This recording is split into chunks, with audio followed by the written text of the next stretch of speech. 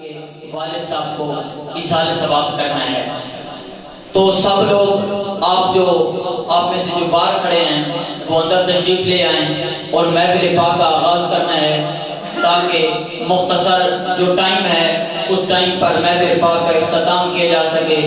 تو سب سے پہلے میں بلا تمہید تلاوت کے لیے دعوت دینے جا رہا ہوں جناب قاری القراء فخر القراء جناب قاری محمد اکرم قادری صاحب کو۔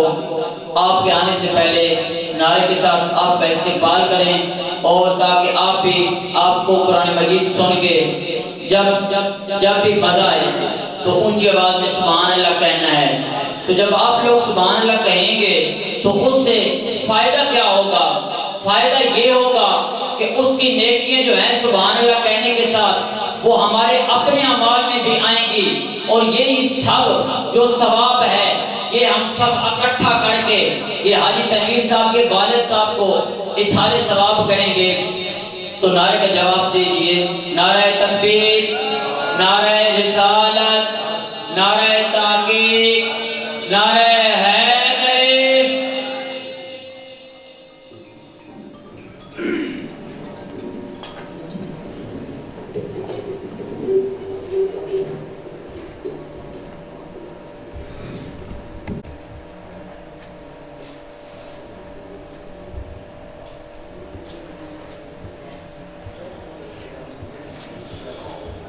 أعوذ بالله من الشيطان الرجيم.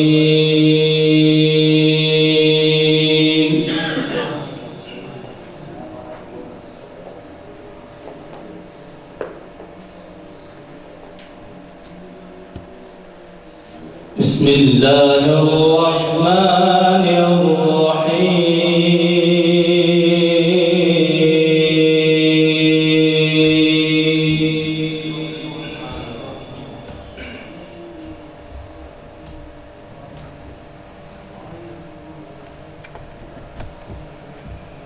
ألم نجعل له عينين ولسانا وشفتين وهديناه النجدين.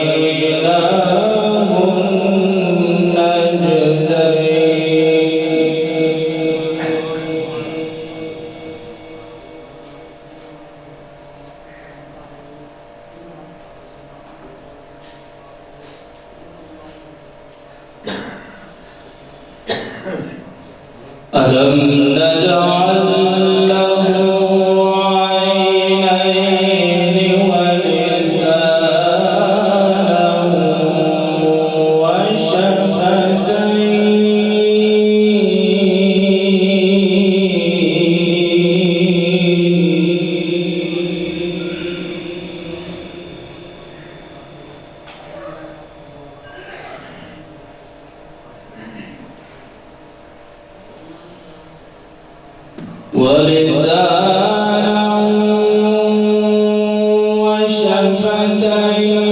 وهديناه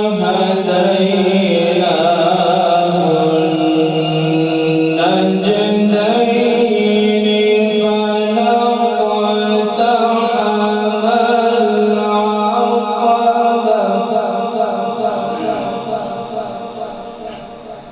فلقد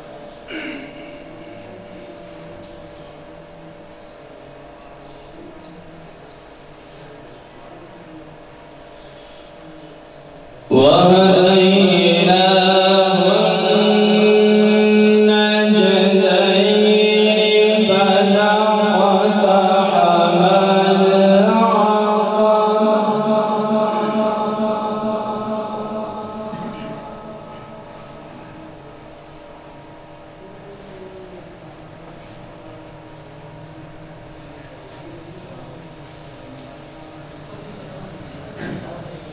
ألم نجعل له عينين ولسانا وشفتين وهديناه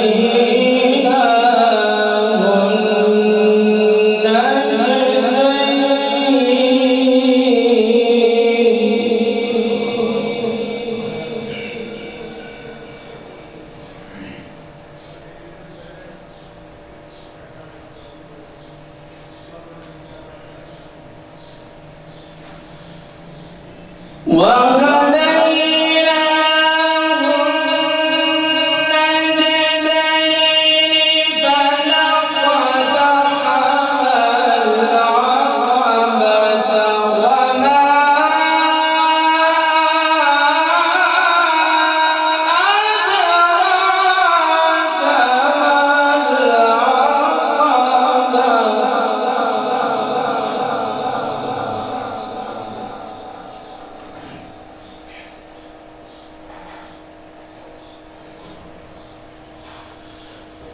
فك رقبة أو إطعام في يوم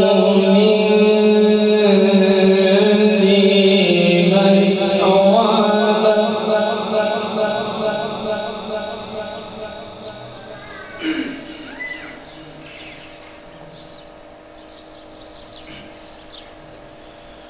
يتيما ذا مقربة أو مسكينا ذا مقربة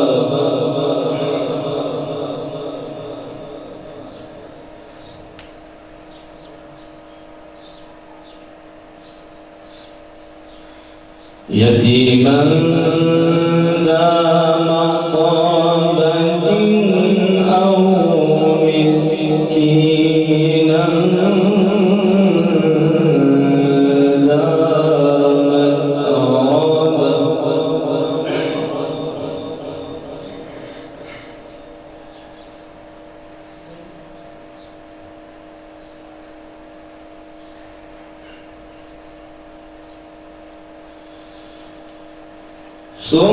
ثم كان من الذين آمنوا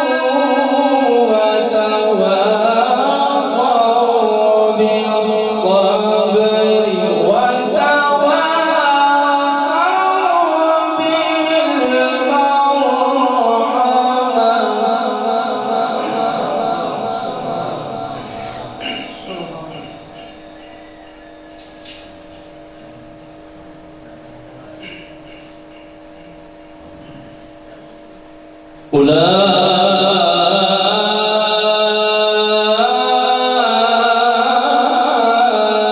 أولئك أصحاب الميمنة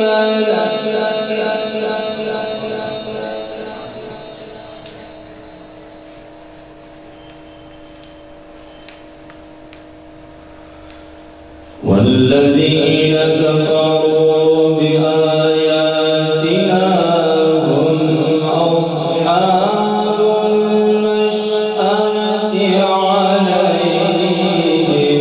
نار مؤصدة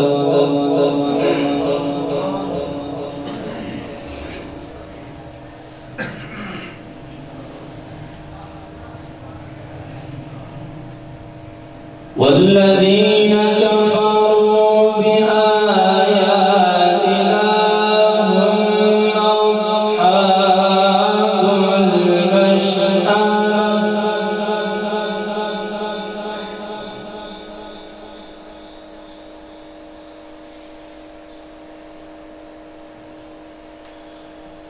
والذين كفروا بآياتنا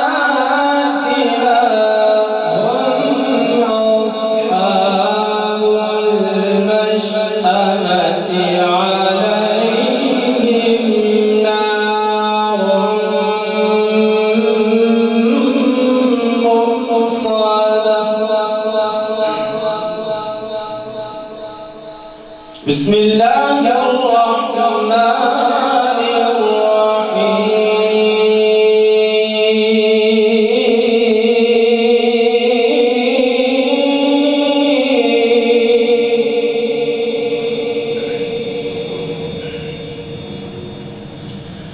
إنا أعطيناك الكوثر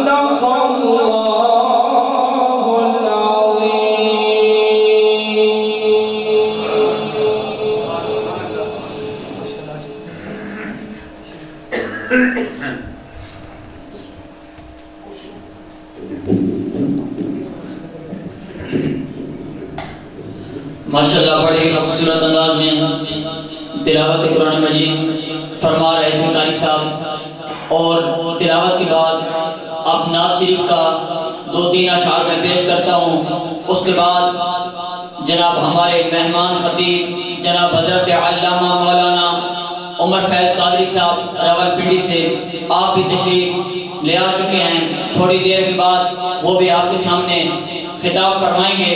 بس ہو سکے تو میرے ساتھ مل کے پڑھنا ہے، پڑھیے صلی اللہ علیہ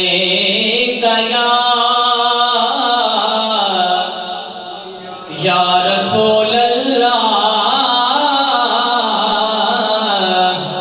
وسلم علیہ یا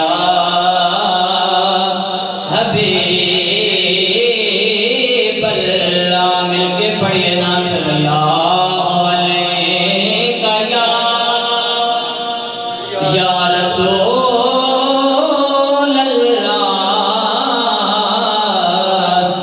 وسلم علیک یا حبیب اللہ، جتا جگ پروانہ ہے بولو نا سبحان اللہ، جتا جگ پروانہ ہے بابا ازارہ دا حسنین دا نانا ہے بابا ازارہ دا حسنین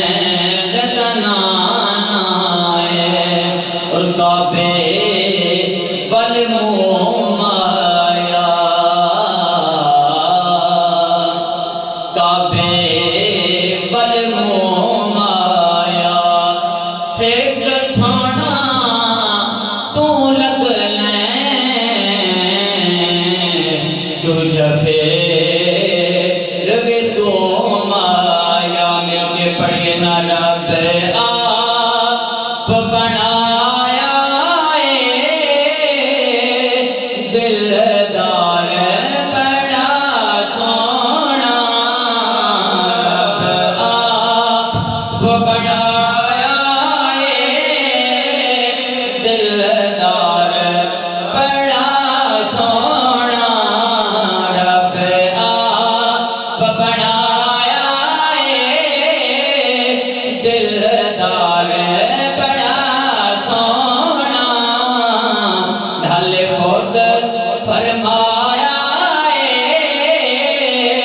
میرا یار بڑا سونا، ڈھل خود فرمایا میرا یار بڑا سونا، اور دل سارے ہی سونے دے جڑے رب نے بنائے دل سارے ہی سونے دے جڑے رب نے بنائے پر جڑے وار لبے آئے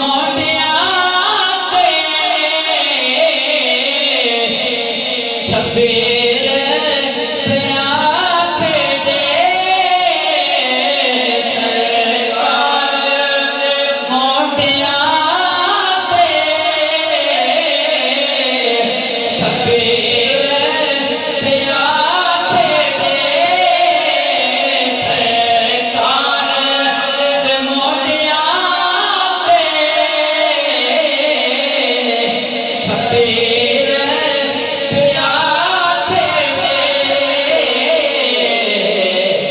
سواری بڑے سونے سواری بڑے سونے سوار بڑا سونا رب آپ بنایا دلدار بڑا سونا نال خود فرمایا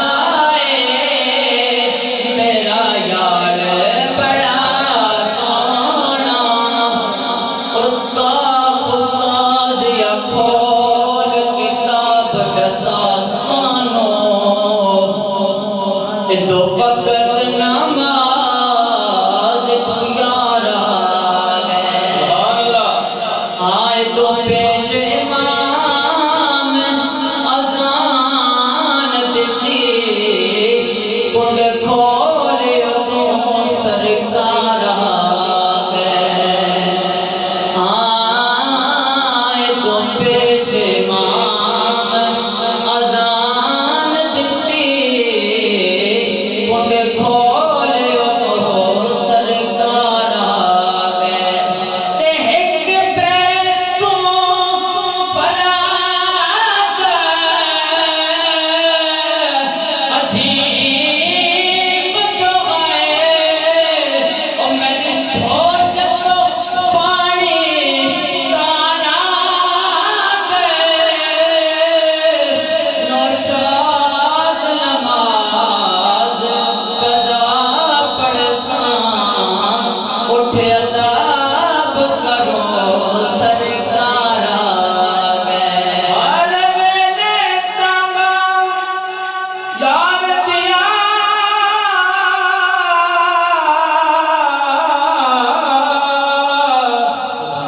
بیٹھی رو رو میں کہاں گئے دادا آپ بنایا کاسد بھیجا تیرا جھیگ جہال بیمارا یار بجوڑ جیون کوڑے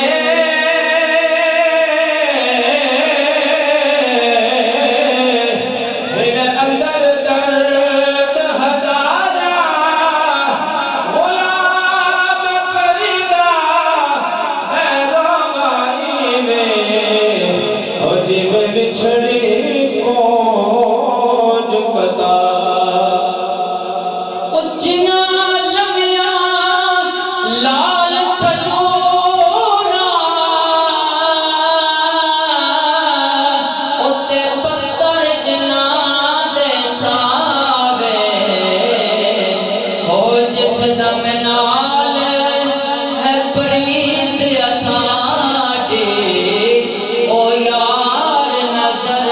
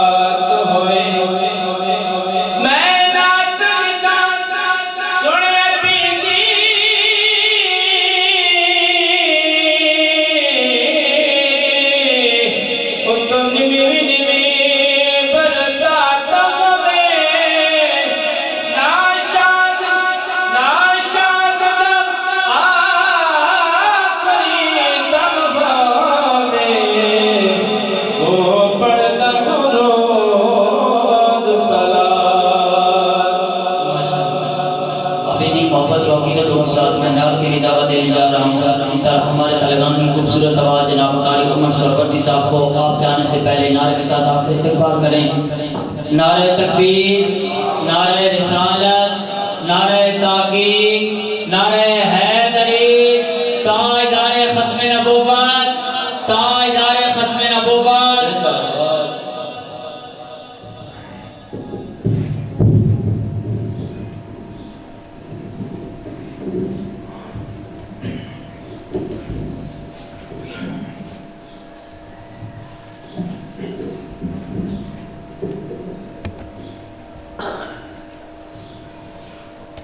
مل کر درود شریف پڑھ لیجیے۔ صلی اللہ علیہ یا رسول اللہ، وسلم علیہ یا حبیب اللہ۔ مل کر آپ بھی میرے ساتھ شامل ہو جائیں۔ میری الفت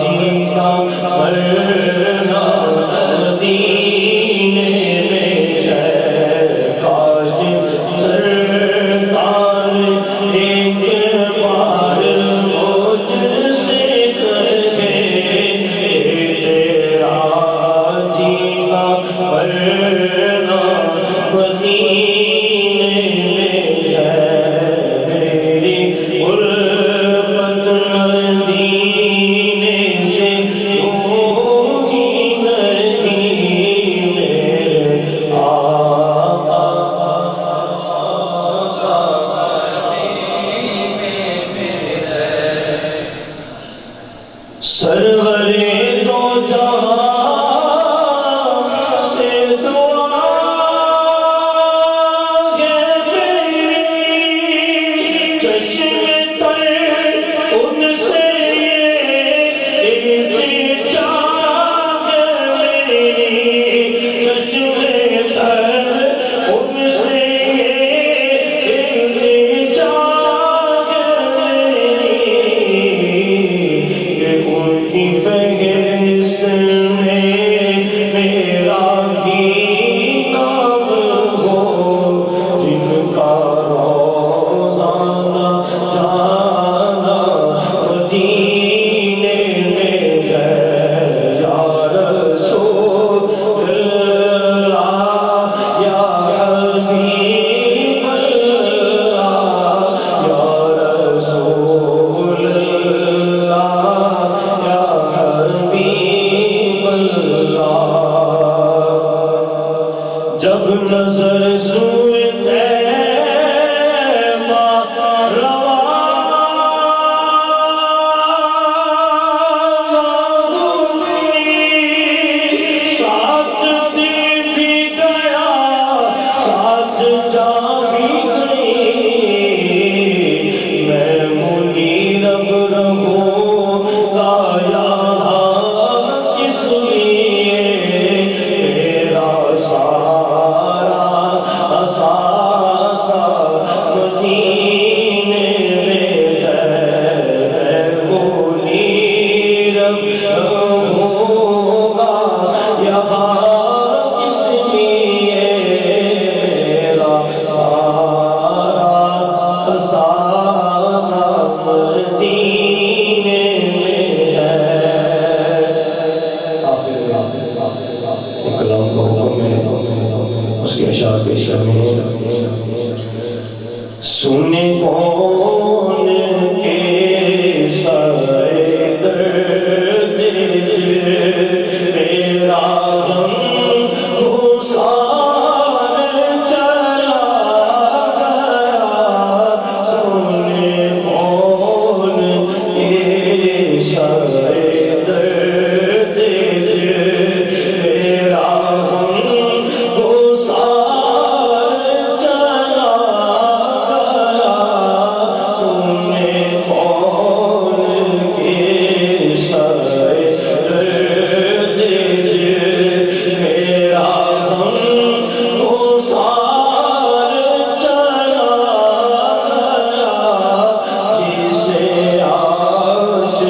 آشناؤں کا پاس تھا وہ وفا شعار چلا گیا، سنے کون کے سائے درد دل، وہی بزم ہے وہی دور ہے، وہی دوستوں کا ہجوم ہے، وہی بزم ہے وہی دور ہے، وہی دوستوں کا ہجوم ہے، کمی تو بس چاند کی ہے، کمی تو بس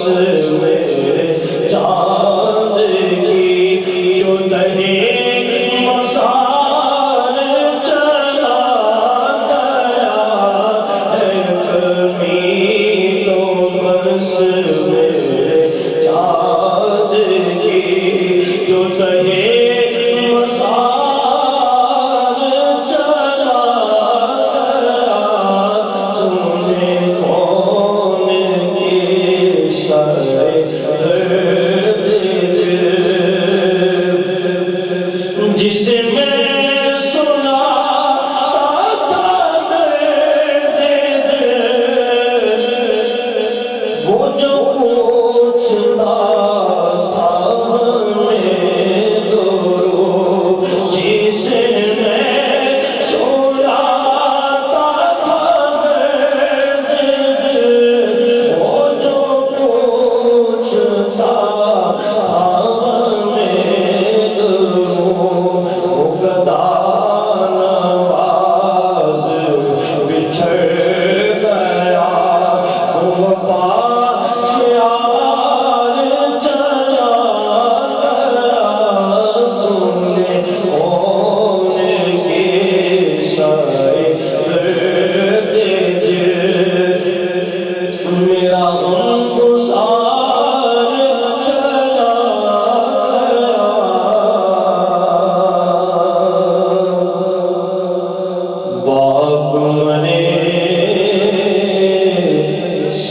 سایہ اٹھدا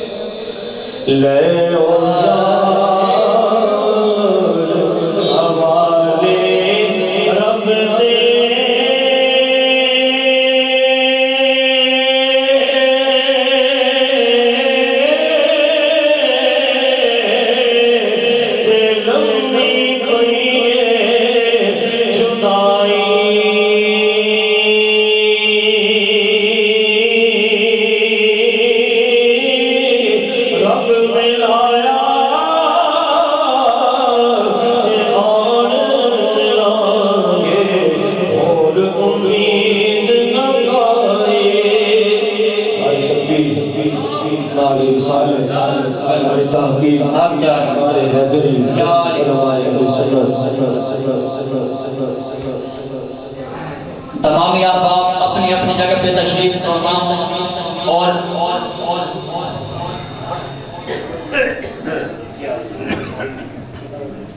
جناب حضرت صاحب تشریف فرما چکے ہیں. بلا تمہید آپ کو خطاب کے لیے دعوت دینے جا رہا ہوں. تمامی احباب سامنے آ جائیں، بس خطاب شروع ہونے والا ہے. اور نعرے کے ساتھ حضرت صاحب کا استقبال کریں.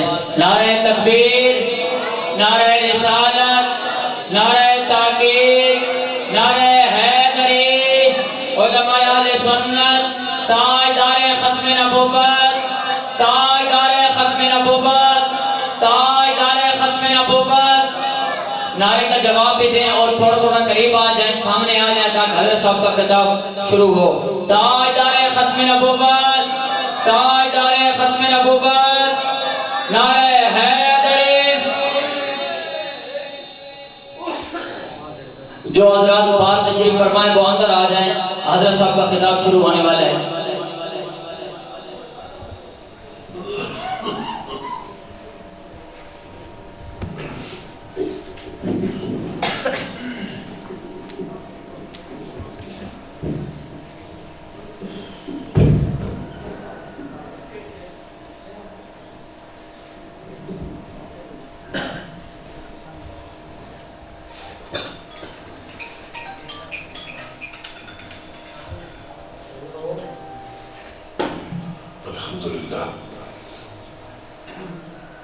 الحمدللہ الذی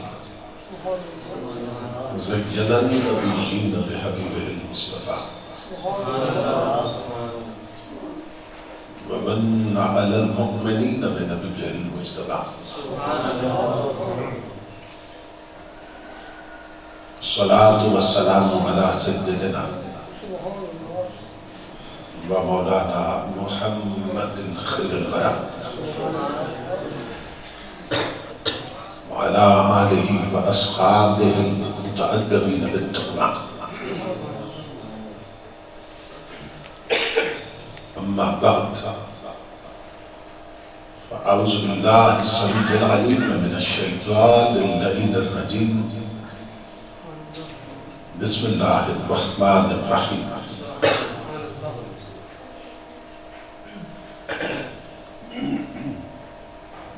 ربنا اغفر لي ولوالدي وللمؤمنين يوم يقوم الحساب. صدق الله مولانا العظيم. ان الله وملائكته يصلون على النبي يا ايها الذين امنوا صلوا عليه وسلموا تسليما.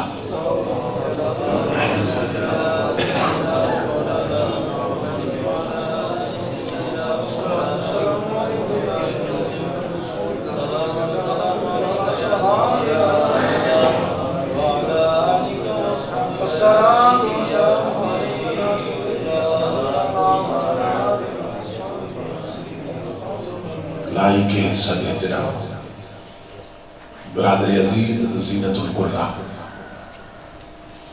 مولانا قاری محمد عمر سہروردی صاحب زیدہ مجدور، دیگر معزز علماء کرام اور محترم حاضرین و سامعین، اللہ رب العزت کا لاکھ لاکھ شکر ہے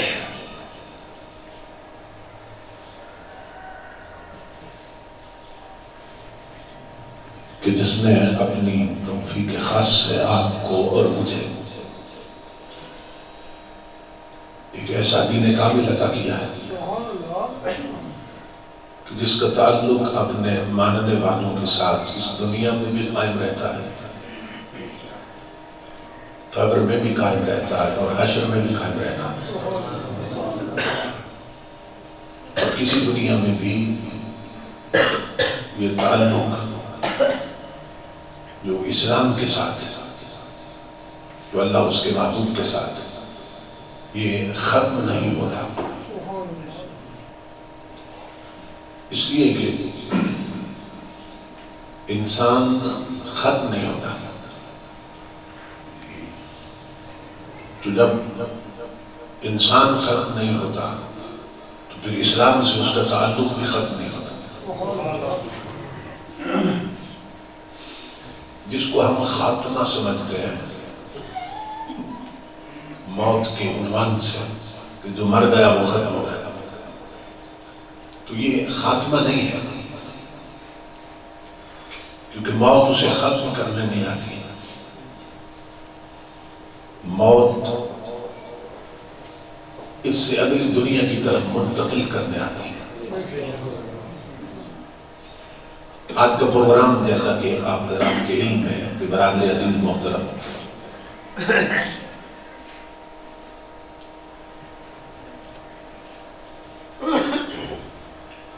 تنویر صاحب کے والد مرحوم کے ایصال ثواب کے لیے ان کے چہلم کے عنوان سے قائم کیا گیا۔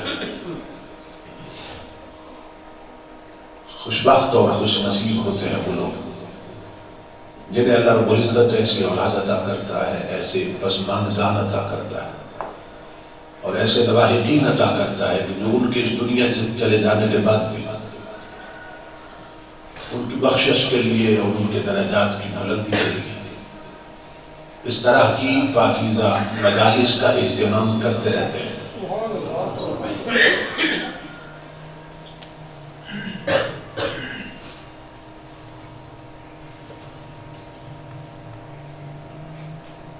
محترم شیخ غلام جعفر صاحب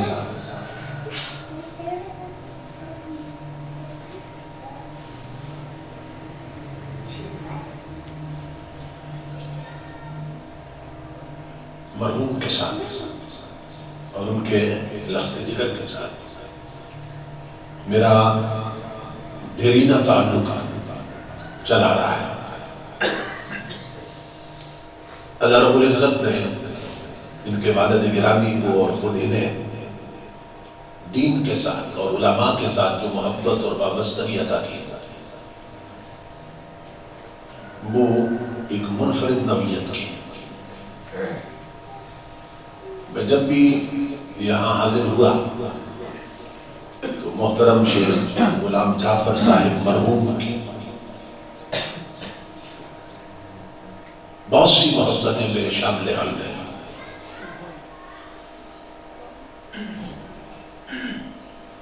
اللہ رب العزت ان کی قبر پہ کروڑوں رحمت نازل فرمائے، عثمان کو صبر جمیل اور اجر عظیم عطا فرمائے۔ میں اپنے برادر عزیز محترم محمد ناصر چشتی صاحب کے لیے بھی دعا ہوگا، ہمیشہ کی طرح آج بھی ان کی محبت میرے شامل حل ہے۔ یہ وہ تعلقات ہیں کہ جو دین کی وجہ سے قائم ہیں، اور یہ قبر میں بھی کام آتے ہیں اور حشر میں بھی کام آتے ہیں۔ نبی اکرم صلی اللہ تعالیٰ علیہ وسلم کا ارشاد گرامی ہے کہ نیک لوگوں کے ساتھ زیادہ سے زیادہ جان پہچان پیدا کرو۔ یہ حدیث پاک ہے، نیک لوگوں کے ساتھ زیادہ جان پہچان پیدا کرو۔ کیوں؟ کہ یہ ان کے ساتھ جو جان پہچان ہے یہ تمہیں قیامت کو بھی کام آئے گی۔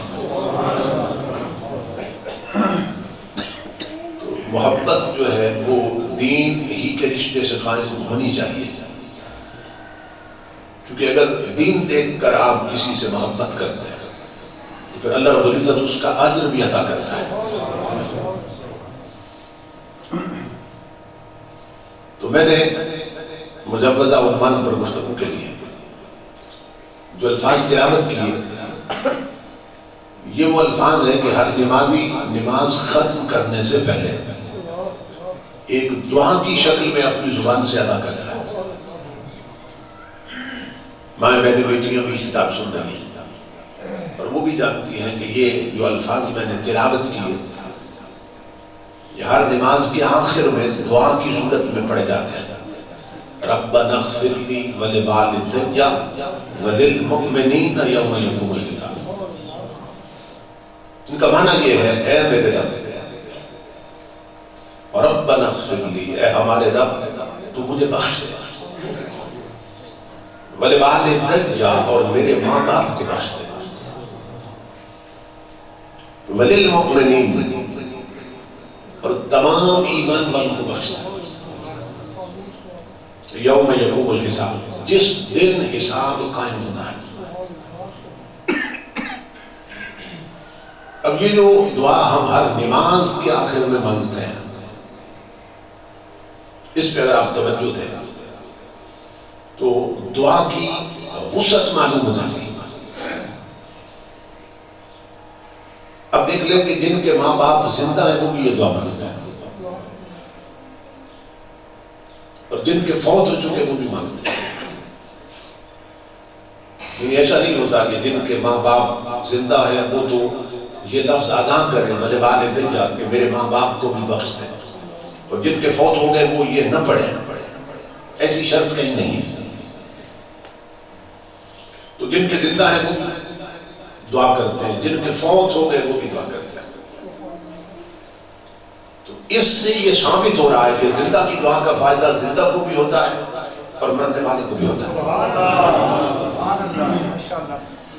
کیونکہ اگر مرنے والوں کو فائدہ نہ ہوتا تو پھر جن کے فوت ہو چکے انہیں اس حصے سے منع کر دیا جاتا کہ چونکہ انہیں فائدہ نہیں ہے اور تمہارے ماں باپ فوت ہو چکے، اس لیے تم ولوالدی کیا نہ کہا کرو کہ میرے ماں باپ کو بخش دو۔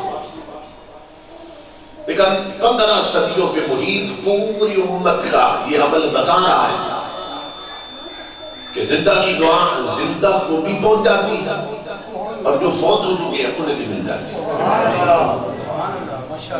اور اس کا جو اگلا حصہ ہے یہ حضرت ابراہیم علیہ السلام کی دعا ہے، قرآن پاک میں، اور اس کو نماز کے آخر میں رکھ دیا گیا۔ آگے کیا ہے؟ وللمؤمنین، اور جتنے مومن ہیں سب کو بخش دے۔ اس میں تھا مجھے بخش دے پہلے سے، پھر میرے ماں باپ کو بخش دے، اور پھر یہ ہے کہ جتنے مومن ہیں سب کو بخش دے۔ تو یہ حصہ بتا رہا ہے کہ وہ مومن جو پہلے گزر چکے، وہ مومن جو موجود ہیں، اور وہ مومن جو قیامت تک آنے والے ہیں، اس حصے میں سب کی بخشش کی دعا مانگی جاتی ہے۔ اس سے یہ ثابت ہوا کہ دعا جو موجود ہے انہیں بھی مل جاتی، جو گزر چکی انہیں بھی مل جاتی، اور جو ابھی قیامت تک آنے ہیں دعا انہیں بھی مل جاتی، یعنی ابھی اس دنیا میں نہیں آئے، آنے دعا اتنا وسیع عمل ہے کہ جو ابھی نہیں آئے دعا انہیں بھی مل جاتی۔ اور اس پر میں ایک حدیث پاک عرض کرتا ہوں کہ خود حضور کا عمل صلی اللہ تعالی علیہ وسلم۔ اب ایک تو کامن سینس کی بات ہے کہ آپ جانتے ہیں کہ نبی اکرم صلی اللہ تعالی علیہ وسلم پوری امت کی بخشش کی دعائیں مانگی ہیں، ایسے ہی ہے نا؟ تو یہ جو حضور نے دعائیں مانگی پوری امت کی بخشش کی، اس سے صرف وہ مراد تھے جو اس وقت موجود تھے یا قیامت تک آنے والی پوری امت مراد تھی؟ پوری امت مراد تھی۔ تو حضور کا عمل بتا رہا ہے کہ جو ابھی نہیں آئی میری امت، میں ان کی بخشش کی بھی دعا کر کے انہیں بھی فائدہ پہنچانا۔ ام المومنین حضرت عائشہ صدیقہ رضی اللہ تعالیٰ حضور کے پاس بیٹھی تھی، حضور ایسا آقا اپنے گھر میں مصلی پہ تھے اور حضور صلی اللہ علیہ وسلم دعا فرما رہے تھے، حضور کے ہاتھ مبارک اٹھے اور حضور دعا فرما رہے تھے۔ ام المومنین نے دیکھا کہ حضور لے رہے وہ دے رہا ہے، کیونکہ اس نے خود محبوب کو حکم دے رکھا ہے، وَصَلِّ عَلَيْهِ إِنَّ صَلَاتَكَ سَكَنٌ لَهُمْ، محبوب امت کی بخشش کی دعا فرمائے گئے۔ یہ قرآن میں اللہ فرما رہا ہے محبوب اس امت کے لیے دعا مانگا کریں۔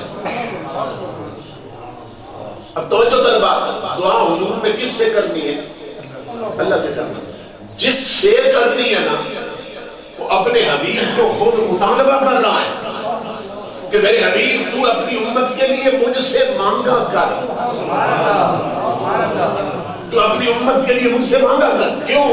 کہ میں جانتا ہوں امت تجھے پیاری لگتی ہے اور تو مجھے پیارا لگتا ہے، اور قانون محبت یہ ہے پیاروں کے پیارے بھی پیارے لگتے ہیں، اس لیے میرے حبیب تیرے رب کی یہ طلب رہتی ہے کہ تو امت کے لیے مانگتا رہے، میں عطا کرتا رہوں۔ خود اللہ رب العزت فرما رہا ہے میرے حبیب اس امت کے لیے دعا مانگتا ہے۔ اور پھر امام الانبیاء نے اتنی دعائیں مانگی بہت سے۔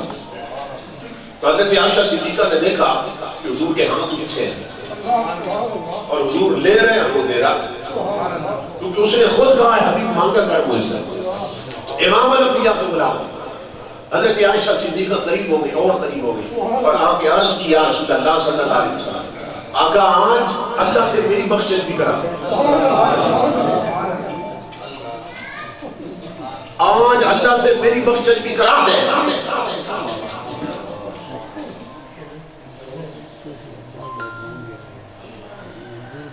یہ جو الفاظ ہیں نا اسی طرح کے الفاظ امام الانبیاء نے حضرت اویس کرنی کو بھی کہہ دیتے ہیں۔ یہ بخاری شریف کی حدیث ہے، سیاستہ کی دیگر کتب میں بھی آئی ہے۔ پھر علیہ السلام نے فرمایا کہ قد اتاکم اہل الیمن، اپنے صحابیوں کو فرمایا یمن والے لوگ آتے رہیں گے تمہارے پاس مکہ میں اور مدینہ میں، اور فیہم رجل یقال لہ اویس، ملاقات نہیں ہوئی حضور کے ساتھ، ماں کی خدمت کی وجہ سے حاضر نہیں ہو سکے۔ امام الانبیاء نے فرمایا میرے صحابیوں تلاش میں رہنا، یمن کے لوگ تمہارے پاس آتے رہیں گے، ان میں ایک میرا عاشق اویس بھی ہوگا، میرا عاشق اویس بھی ہوگا۔ قد کان بہ بیاض، یہ غور کریں امام الانبیاء صحابہ کو بتا رہے تھے میرے عاشق کو جو ابھی مجھ سے ملا نہیں ہے اس کو نہ ایک بیماری لگی تھی کہ اس کو داغ بن گئے تھے، سفید سفید داغ بن گئے تھے۔ فدع اللہ فاذهبه الا موضع الدینار والدرہم۔ امام الانبیاء کا علم دیکھیے، فرمایا اسے بیماری لگی تھی، جسم پہ سفید داغ بن گئے تھے، اور پھر عاشق نے اللہ سے دعا مانگی تھی کہ مولا میری بیماری ختم کر دے،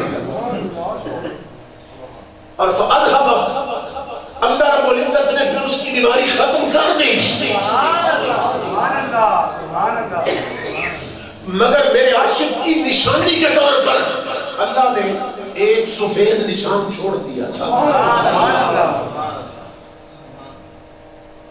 بیماری بھی لگی تھی، ملاقات نہیں رہتے تھے ویسے، وہ یمن میں ہے، حضور مدینے میں ہے، اور امام الانبیاء بتا رہے ہیں میرا عاشق بیمار بھی ہوا تھا، اس نے پھر دعا بھی مانگی تھی، اسے بیماری لگی تھی، پھر اللہ نے بیماری دور بھی کر دی تھی، اور پھر میرے عاشق کا ایک نشان بھی چھوڑ دیا تھا۔ اب وہ سفید داغ نہیں رہ گیا تھا، ایک کرن سی تھی جو چمکتی رہتی تھی، وہ جسم پہ ایک داغ جو بچا تھا وہ روشنی دیتا تھا، کرن سی چمکتی رہتی تھی۔ امام الانبیاء کے غلاموں، وہ داغ کرن میں رہنے والوں کو شاید معلوم نہ ہو، مدینے والوں سے بھی جانتا ہے۔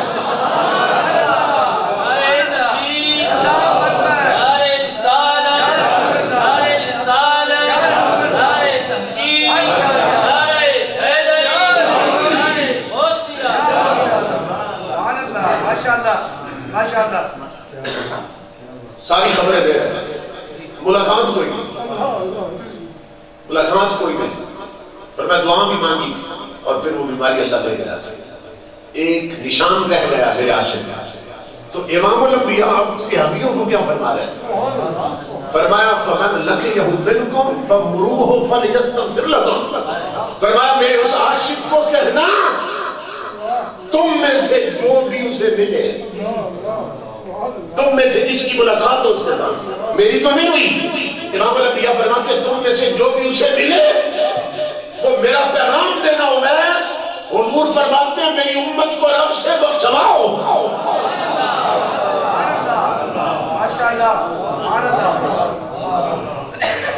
یہ سیاسی تربیت ہے، کیونکہ جانتے ہیں اویس کا مقام یہ ہے، تو فرمایا اسے کہنا میری امت کو نہ رب سے بخشواؤ۔ قربان میں خدا صاحب، اس میں بڑی حکمت ہے، لیکن یہ ٹاپک نہیں ہے، میں اس طرف نہیں جاتا، صرف اشارہ دے رہا ہوں۔ اسی طرح حضرت عائشہ صدیقہ نے جب دیکھا حضور اللہ سے لے گئے اور وہ دے رہا ہے، تو لگے ہاتھوں نہ میں بھی اپنی بخشش کروا دی۔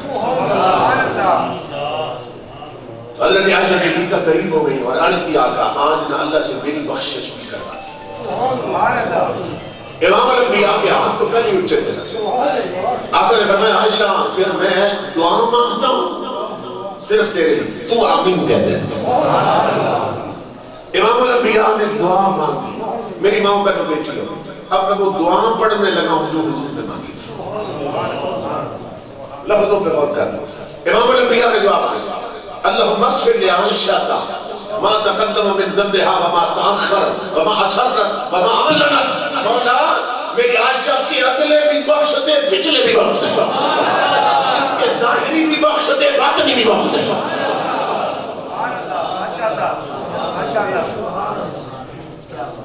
امام الانبیاء نے یہ دعا فرما کے نا اپنے ہاتھ مبارک اپنے جنہیں اس پہ پھر لی، اور یہاں رک کے میں ایک بات آپ کو سمجھانے لگا، تربیت کی بات ہے۔ ہمارے ہاں جب لوگ دعا مانگتے ہیں تو ہاتھ تو اٹھاتے ہیں دعا کے لیے، کچھ جوڑتے ہیں کچھ جدا، لیکن دعا میں ایک تو توجہ نہیں کرتے اللہ کی طرف، دھیان کہیں اور رکھتا ہے، دعا اللہ سے مانگا ہے۔ اس طرح تو بندہ بھی کوئی نہیں دیتا، یعنی بندے سے بھی اگر مانگے نا اس کی طرف توجہ ہو تو وہ توجہ کرتا ہے۔ ایسا نہیں ہوتا کہ آپ کہیں اور ہو اور مانگ کسی اور سے رہنا۔ تو ہمارا حال یہ ہے، ہماری اکثر دعائیں اس لیے قبول نہیں ہوتی ہیں کہ ہماری توجہ نہیں ہوتی اللہ کی طرف۔ حضرت امام زین العابدین سے پوچھا گیا کہ کوئی آسان طریقہ ہے کہ دعا قبول ہو جائے؟ آپ نے فرمایا صرف 3 بار اسے پکارنا ہے، یا رب یا رب یا رب، 3 بار صرف کہنا ربنا، مختلف لفظ ہے ربنا، اے ہمارے رب، ربنا۔ امام زین العابدین فرماتے ہیں جب 3 بار کہو نا ربنا اے ہمارے رب، تو فرمایا شرط یہ ہے کہ جب اسے پکار رہا ہے تو تیرے دل اور دماغ اور زبان پر سوائے اس کے اس وقت کسی کا تصور بھی نہ ہو، پوری توجہ ہو اس کی طرف۔ آپ فرماتے ہیں اللہ کی عزت کی قسم یہ 3 بار ربنا کہنا ہی اسم اعظم کی تاثیر رکھتا ہے، لیکن ہماری توجہ نہیں ہوتی۔ اور اکثر دیکھا ہے میں نے جہاں لوگ فاتحہ خوانی کے لیے بیٹھے رہتے ہیں تو وہاں یہ کہ لوگ رسماً ہاتھ اٹھا لیتے ہیں اور توجہ نہیں ہوتی اللہ رب العزت کی طرف، اور پھر یہ ہے کہ ہاتھ یوں ہی جھٹک دیتا ہے، جھٹک دیتا ہے یا یوں کر دیتا ہے، یوں کر دیتا ہے، اس طرح دھیان نہیں ہوتا۔ تو یہ یاد رکھیے کہ جب منگتے ہاتھ اٹھاتے ہیں اللہ کی بارگاہ تو یہ پھر ہاتھ خالی نہیں آتے ہیں، پھر اللہ رب العزت ان میں کچھ رکھتا ہے۔ اس پر بھی حدیث رسول نے سنی، ایک صحابی روایت کرتے ہیں اس حدیث کو، کہتے ہیں میں حضور صلی اللہ علیہ وسلم کے ساتھ تھا اور ہم مسجد نبوی میں داخل ہوئے مین گیٹ سے، آگے اس اصحاب پہلے سے آ بیٹھے تھے نا، یہ اصحاب صفہ جو رہتی مسجد میں تھے، تو وہ نا ہاتھ اٹھا کے دعا مانگ رہے تھے۔ امام الانبیاء گیٹ میں نہ کھڑے ہو گئے اور مسکراہٹ حضور کے چہرے پہ آ رہی، اور امام الانبیاء نے مجھے فرمایا، اسے ابھی کہتا ہے، مجھے فرمایا میرے سے آپ ان کے ہاتھوں پر جو میں دیکھ رہا ہوں تم بھی دیکھ رہا ہے۔ وہ کہتے ہیں میں نے اس کی آنکھوں آپ کیا دیکھ رہے ہیں؟ فرمایا کہ جو ہاتھ اٹھے نا وقتوں تو اللہ کی عزت کی قسم عرش الہی سے رحمتیں اتر کر ان کے ہاتھوں میں جا رہی ہیں۔ امام الانبیاء نے بتایا کہ جب ہاتھ اٹھتے ہیں دعا کے لیے پھر خالی نہیں آتے ہیں، پھر اس کی رحمت سے بھرے ہوتے ہیں، اور ہم اس کو یوں ہی جھٹک دیتے ہیں۔ بزرگوں کا، اولیاء کا، فقیروں کا ٹوٹکا ہے جو میں آپ کو سمجھا رہا ہوں، میری ماں میں نے بیٹیاں نہیں سنا ہے، وہ یہ ہے کہ بزرگ فرماتے ہیں کہ جو مرد یا عورت جب بھی ہاتھ اٹھائے نا اپنے آپ کو پابند کر لے کہ ہاتھ اچھے طریقے سے چہرے پہ مل لیا، ہاتھ اٹھائے نا دعا ختم کرے، جھٹکے نہیں، ادھر ہی نہ الٹ دیں، اچھی طرح چہرے پہ مل لیا۔ اولیاء لکھتے ہیں اللہ کی عزت کی قسم اللہ رب العزت اس بندے کے چہرے کو وہ حسن اور نور دے گا کہ مر بھی جائے تو چہرے کا نور خراب نہیں ہوگا۔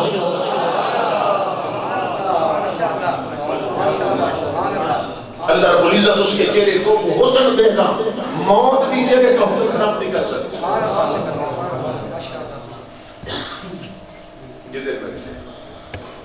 اور امام الانبیاء کے غلام ایسا کرنے والے لوگ، ان میں سے ایک عاشق رسول اللہ نے ہمیں دکھایا کہ نہیں دکھایا؟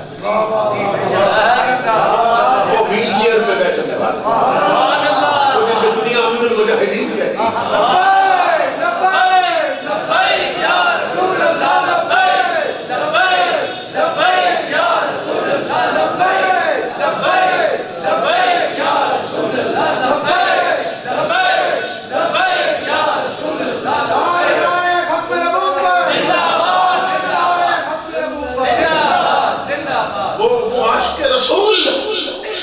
جسے دنیا امیر المجاہدین کہتی ہے، وہ خود نہ چل سکا مگر کروڑوں کو چلنا سکھا گیا۔ امام الانبیاء کے غلام بڑے بڑے بڑھ جاتے ہیں، چودھری، ملک، مار، وڈیرے، ڈاکٹر، انجینئر، جنرل، وزیر، بادشاہ بن جاتے ہیں، مگر آپ دیکھتے ہیں کہ ناک سے نہ نتنوں سے پیپ اور خون شروع ہو جاتے ہیں، اور یہاں پھر روئی ٹھوس دی جاتی ہے ناک میں، فوراً روئی ڈال دیتا ہے، یہاں سے خون آنا شروع ہو جاتا ہے، اور یہ منہ باندھ دیا جاتا ہے، سر سے کپڑا گزار کر نیچے تھوڑی باندھ دیا جاتا ہے، کیوں؟ منہ کھل جاتا ہے اور چہرہ چڑا ہو جاتا ہے، اور یہاں سے رطوبت میں لگ جاتی ہے، رنگت پیلی ہو جاتی ہے۔ امام الانبیاء کے غلام وہ بڑے بڑے بن گئے، آپ یہ دیکھتے ہیں اور پھر دیکھیں گے آپ غور کرنا ہے، مگر وہ عاشق رسول، وہ جیا بھی رسول کے لیے، مرا بھی رسول کی عزت کے لیے. اس کا جنازہ 3 دن پڑا رہا ہے، نہ ناک میں روئی تھی نہ منہ بند گیا تھا، لیکن 3 دنوں کے بعد جب عاشق رسول کا جنازہ اٹھا ہے تو 1,60,00,000 بندے نے دیکھا کہ اس کا چہرہ گلاب اور موتیے کو شرما رہا تھا.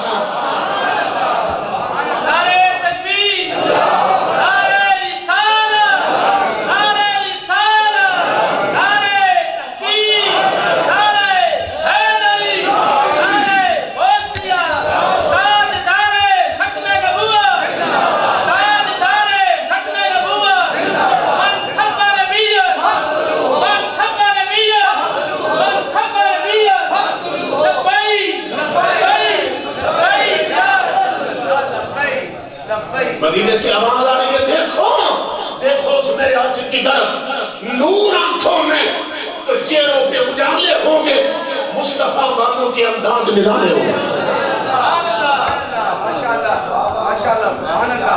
بزرگ فرماتے ہیں جو اپنے آپ کو پابند کر لے کہ جب بھی دعا مانگے ہاتھ اچھی طرح چہرے پہ مانگے، اللہ اس کے چہرے کو نور دیتا ہے کہ موت بھی چہرے کا حسن خراب نہیں کر سکتا.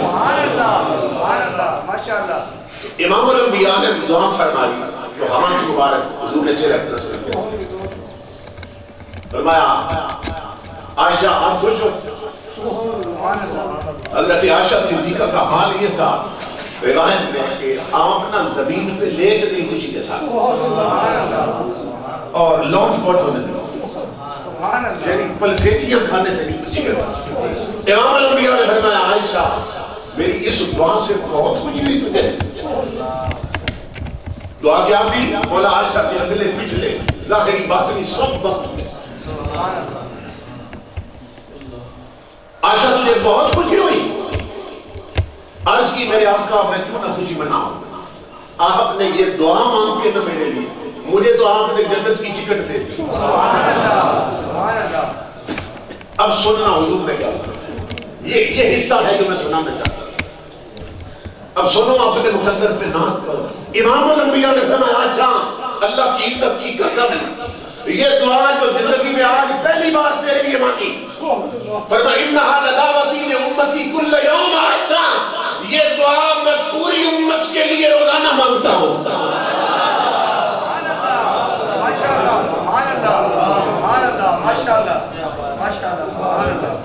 پوری امت کے لیے روزانہ. حضور اتنی دعائیں مانگے، حضور اتنی دعائیں مانگے کہ ہم گنتی نہیں کر سکتے. حضرت صلی اللہ علیہ وسلم نے امت کی بخشت کی کتنی دعائیں مانگی. ایک اور صحابی کہتے ہیں میں حضور کے ساتھ تھا، ایک صحابی ہی فوت ہو گئے، حضور ان کی قبر پہ نہ جا کے دعا مانگ رہے تھے. وہ صحابی کہتے ہیں میں حضور کے ساتھ تھا، ہم قبر پہ کھڑے تھے اور حضور اپنے اس غلام کے لیے دعا فرما رہے تھے. اب صحابی کے لفظ سنیے جو ساتھ کھڑے تھے، وہ کہتے ہیں اللہ کی عزت کی قسم لوگوں حتی تمنیت تو ان اکون ذالک المیت. تاجدار انبیاء نے اس قبر والے کے لیے ایسی دعا مانگی کہ میری حسرت بن گئی، او قبر والے کاش تیری جگہ میں مرا ہوا ہوتا، کاش اس قبر میں تو نہ ہوتا، اس قبر میں میں ہوتا کہ مجھے تاجدار انبیاء کی دعا نصیب ہو جاتی. امام الانبیاء پوری امت کی بخشش کی دعا فرماتے ہیں. وہ امت جو گزر چکی تھی، وہ امت جو اس وقت موجود تھی، وہ امت جو قیامت تک آنے والی تھی، امام الانبیاء سب کی بخشش کی دعا فرما کے یہ بتا رہے ہیں کہ دعا ایسا عمل ہے جو ابھی اس دنیا میں نہیں آئے انہیں بھی پہنچ جاتی، جو آن کے چلے گئے انہیں بھی پہنچ جاتی، اور جو آن کے یہاں بھی موجود ہے دعا انہیں بھی پہنچ جاتی. اس لیے دعائیں مانگتے رہا کریں. دعا سے زیادہ پیارا عمل اللہ کی بارگاہ میں کوئی نہیں. دعا خوش بخت ہوتے ہیں وہ ماں باپ جن کے پیچھے کوئی ہاتھ اٹھانے والا ہوتا، جن کے لیے دعا کرنے والا ہوتا. اگر اولاد اور بچے نیک ہونا یعنی نمازی تلاوت قرآن کرنے والے ہوں، حلال کھانے والے ہوں، تو جتنی نیکیاں اولاد کرتی ہے نا آٹومیٹکلی خود بخود اتنا اجر ان کے ماں باپ کو بھی عطا ہوتا رہتا ہے، کیونکہ ان کی تربیت میں، حسن تربیت میں ماں باپ کا بھی حصہ ہوتا ہے۔ تو یہ بڑی خوش بختی کی بات ہوئی، اس لیے ہمیں چاہیے کہ اپنے بچوں کی اچھی تربیت کر کے دیں، کیونکہ زندگی 4 دن کی ہے، اس کے بعد ہر شخص نے موت کی وادی میں اترنا ہے اور قبر کے مرحلے میں داخل ہونا ہے۔ امام الانبیاء فرماتے ہیں من مات فقد قامت قیامت، جو فوت ہو گیا اس کی قیامت شروع ہو گئی، جو فوت ہو گیا اس کی قیامت شروع ہو گئی۔ تو بعض لوگ یہ سمجھتے ہیں کہ قیامت ابھی بہت دور ہے، وہ بڑی تسلی پہ ہے قیامت بہت دور ہے، نہیں قیامت دور نہیں، وہ تو ہمارے سر پہ ہے، لیکن تیاری بالکل کوئی نہیں۔ یہ ہر شخص جانتا ہے کہ مرنا ہے، اور ہر شخص جانتا ہے عملوں کا حساب دینا ہے، لیکن جاننے کے باوجود تیاری کوئی نہیں۔ حضرت شیخ شبلی رحمت اللہ تعالیٰ علیہ ایک ولی گزرے اللہ کے، ان سے کسی نے پوچھا شبلی تمہارے محلے میں نا پاگل کتنے رہتے ہیں؟ پوچھنے والے نے بھی عجیب سوال کیا، شبلی تمہارے محلے میں پاگل کتنے رہتے ہیں؟ حضرت شبلی ہنس پڑے، فرمایا پاگلوں کا نہ پوچھ، گنتی بڑی لمبی ہو جائے گی، کیونکہ پاگلوں سے تو گھر بھرے، پاگلوں سے تو خاندان بھرے، پاگلوں سے تو بازار بھرے، پاگلوں سے تو مارکیٹیں بھری ہیں، اور ہمارے ملک میں آ جاؤ تو پاگلوں سے اسمبلیاں بھری ہیں پاکستان۔ تو شبلی نے کہا پاگلوں کا نہ پوچھ، گنتی بڑی لمبی ہو جائے گی، میں تمہیں عقل مند بتاتا ہوں، میرے محلے میں عقل مند کتنے ہیں؟ ولیوں کی باتیں اس طرح کی، پاگلوں کی گنتی بہت لمبی ہے، میں تمہیں عقل مند بتا، انہوں نے کہا چلو بتاؤ عقل مند کتنے ہیں؟ تو شبلی نے وہ 2-4 بندے نا گن دیے، ان کے نام لیے، 2-4 بندے اپنے گاؤں کہ جو آذان سنتے ہی ہر کام چھوڑ کر مسجد بھاگ جاتے تھے۔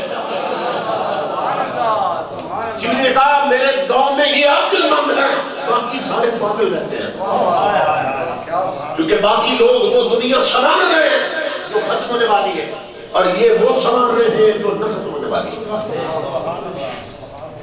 یہ 4 دن کی زندگی ہے، پھر سب نے موت کی وادی میں اتر گیا، اور وہاں پھر قیامت شروع ہو جاتی ہے۔ جو قبر ہے نا وہاں سے آخرت اور قیامت شروع ہو جاتی ہے،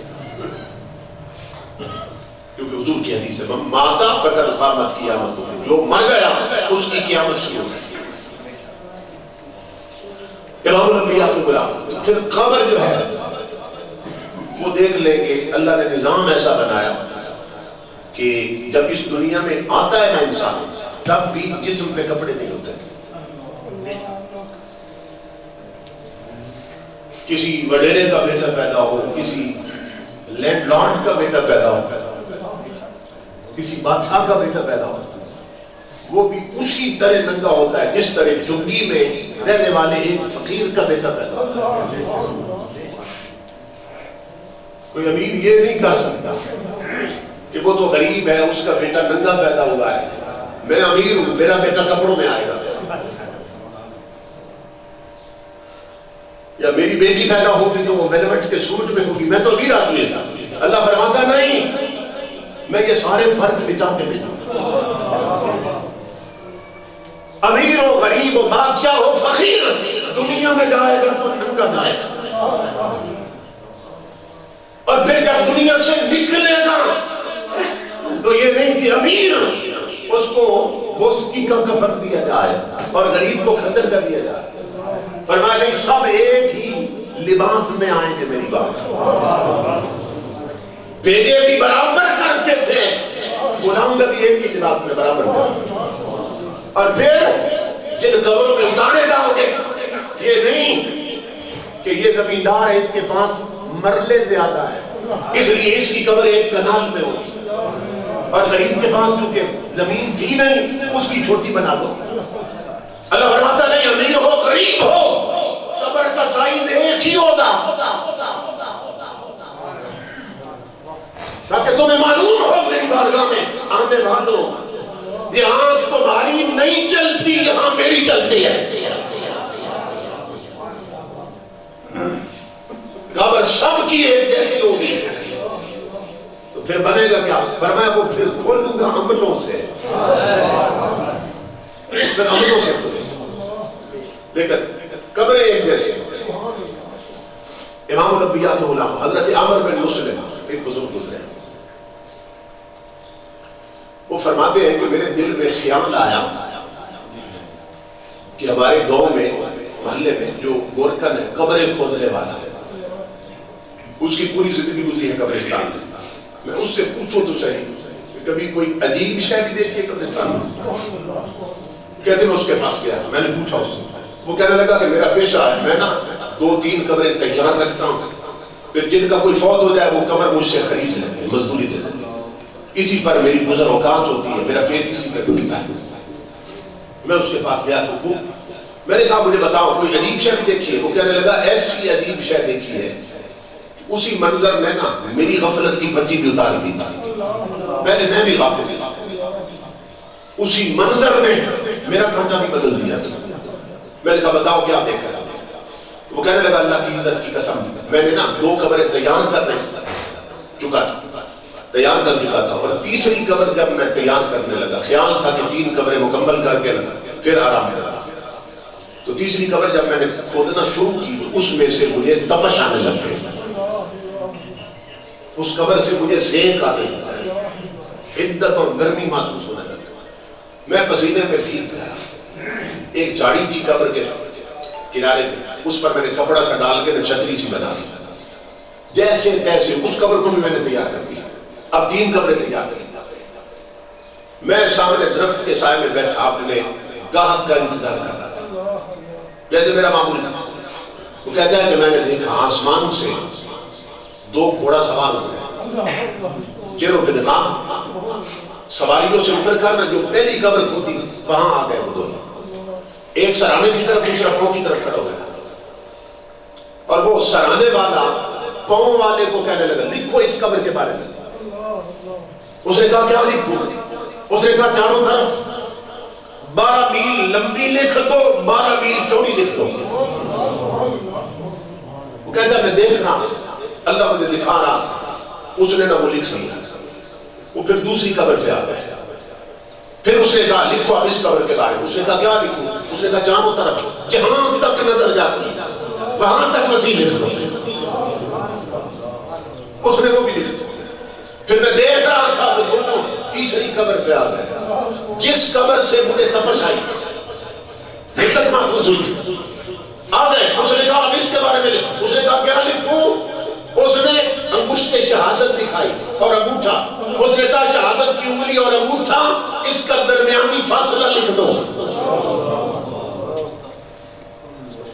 بس یہ چوڑائی اور یہ لمبائی لکھ دو اس کے لیے اس نے درج کر لی وہ گورکن قبر کھودنے والا کہتا ہے کہ جس طرح وہ آئے تھے نا پھر سواریوں پہ بیٹھے اور آسمانوں کی طرف غائب ہو گئے اب میں انتظار میں تھا کہ ان قبروں میں کون کون آتا ہے اب سننا میری ماں بہنوں بیٹیوں کہ کون کون آتا ہے ان قبروں میں میرے آقا کے غلاموں وہ کہتا ہے ایک جنازہ آ گیا انہوں نے پہلی قبر مجھ سے خرید لی پہلی قبر لیکن میں حیران ہوا کہ اس جنازے میں 4 بندے تو وہ تھے جنہوں نے جنازہ اٹھایا تھا اور 5 بندے ساتھ تھے اور بندے کوئی نہیں تھے یعنی 9 بندے تھے یا 10 بندے زیادہ سے انہوں نے پہلی قبر خرید لی میں حیران ہوا میں نے کہا ان سے پوچھا یار اتنے تھوڑے لوگ جنازہ پڑھنے آئے یہ کون مر گیا تو وہ کہنے لگے کہ ہمارے محلے کا سب سے غریب آدمی مرا اور غریبوں کے جنازے کون پڑھتا ہے کیونکہ ہم جنازے میں بھی بھاجی بناتے ہیں ادلے بدلے میں جنازے پڑھے جاتے ہیں خدا کے لیے کون جاتا ہے جنازہ پڑھتا ہے تو کہا یہ غریب آدمی تھا اس کے جنازے کو کسی نے اہمیت نہیں دی اس لیے اتنے تھوڑے بندے آئے اور اتنا غریب تھا کہ آپ نے چندہ کر کے اس کے کفن دفن کر دیا اور اسی چندے سے تجھے قبر کی مزدوری بھی دی ہے اب یہ بتاؤ غریب تو تھا، اس کا کردار کیسا تھا؟ تو اللہ کی عزت کی قسم وہ لوگ کہتے ہیں کہا کردار کا نہ پوچھ، یہ دولت کا غریب تھا، سجدوں کا غریب نہیں تھا، یہ تلاوت کا غریب نہیں تھا، کلمے کا غریب نہیں تھا، یہ گلیوں میں چلتے ہوئے بھی نبی پہ درود پڑھتا رہتا تھا، غریبی ضرور تھی مگر مصطفیٰ کی غلامی میں رہتا تھا۔ وہ کہتا ہے وہ تو مجھے سمجھ آ چکی ہے، جسے 12 میل لمبی مل رہی ہے، 12 میل چوڑی مل رہی ہے، یہ کوئی تھا جس پر کرم ہوا ہے؟ کہتا ہے اس کی مزدوری میں نے واپس کر دی۔ میں نے کہا یہ کوئی اللہ کا ولی تھا، نیک آدمی، تو مجھے بھی ثواب واپس کر دی۔ کہتا ہے میں پھر وہ دفن کر کے چلے گئے، درخت کے نیچے انتظار میں تھا، کچھ وقت گزرا، ایک اور جنازہ آ گیا، انہوں نے دوسری قبر مجھ سے کری، لیکن میں پہلے سے بڑھ کے حیران ہوا۔ کس بات پر؟ کہ اس جنازے میں صرف وہ 4 بندے تھے کہ جو جنازہ اٹھا کے لائے تھے، 5واں بندہ پڑھنے کو نہیں آیا تھا، صرف 4 بندے تھے۔ انہوں نے دوسری قبر خریدی، میں نے کہا یار یہ کون مانا نا؟ وہ صرف 4 بندے آئے جنازہ پڑھنے، اور یہ کون ہے؟ تو وہ کہنے لگے کہ ہم بھی نہیں جانتے یہ کون ہے، یہ کوئی پردیسی تھا جو یہاں مرا، مسافر تھا، ہم نے مسلمان سمجھ کے چندہ کر کے کفن دفن کا کیا، یہ ہم نہیں جانتے یہ کون ہے، یہ کوئی پردیسی مر گیا پردیس میں۔ وہ بابا کہتا ہے میری چیخ نکل گئی، میں نے کہا تم تو نہیں جانتے، میں جانتا ہوں کون ہے، یہ کوئی محمد عربی کا سچا دیوانہ آیا، یہ رب کا ولی آیا ہے جسے وہ قبر ملی ہے جو حد نظر تک پر۔ کہتا ہے اس کی مزدوری بھی واپس کر، وہ دفن کر کے چلے گئے۔ اب میں انتظار میں تھا، اب تیسری میں کون آتا ہے؟ کہتا ہے کچھ وقت گزرا، ایک جنازہ آیا، اس جنازے میں سارے بندے تھے، ہر طبقے کے بندے تھے، ہر شعبے کے بندے تھے، اور جو جنازہ تھا نا اس پر اوپر ویلوٹ کی چادر بنی تھی، مخمل کی چادر جنازے میں پڑی تھی، اور اوپر گلاب کے پھول بھی تھے۔ انہوں نے آن کے تیسری قبر مجھ سے خرید لی۔ جب وہ قبر خرید چکے، میں نے ایک بندے کو الگ کیا، میں نے کہا یار کون مر گیا جس کے لیے قبر خریدی؟ تو اللہ کی عزت کی قسم وہ کہنے لگے یہ ایک امیر آدمی کی بیگم مر گئی، بیوی مر گئی، یہ قبر اس کے لیے خریدی۔ میں نے پوچھا بتا یہ عورت کیسی تھی، گھر کا ماحول کیسا تھا؟ انہوں نے کہا یہ خود بھی غافل تھی اور دولت اتنی تھی ان کے گھر میں کہ اس دولت نے انہیں رب رسول کا باغی بنا دیا۔ یہ میک اپ کر کے بازاروں میں پھرتی تھی بے پردہ، خود غافل تھی، اس کی سہیلیاں بھی اسی کی طرح تھی۔ ان کے گھر میں دولت تو تھی مگر نبی کا دین نہیں تھا، حضور کی شریعت میں نماز کے وقت بھی ان کا گھر کا مصلی ویران رہتا تھا، ان کے گھر کی الماری میں قرآن بند رہتا تھا، پڑھنے کے لیے کبھی نکلا نہیں ہے۔ ان کے گھر میں اور سب کچھ تھا لیکن حضور رسول کا دین نہیں۔ وہ بابا کہتا ہے عمر بن مسلم اس دن میری پٹی بھی اتر گئی غفلت کی، اور مجھے یہ بات سمجھ آ گئی کہ جتنے بڑے امیر بن جاؤ، جتنے بڑے دولت مند بن جاؤ، افسر بن جاؤ، یہاں قبرستانوں میں زمین کے اندر یہاں دولت اور ذات نہیں چلتی، یہاں صرف مصطفیٰ کی غلامی چلتی ہے۔ قبروں میں سکھا سے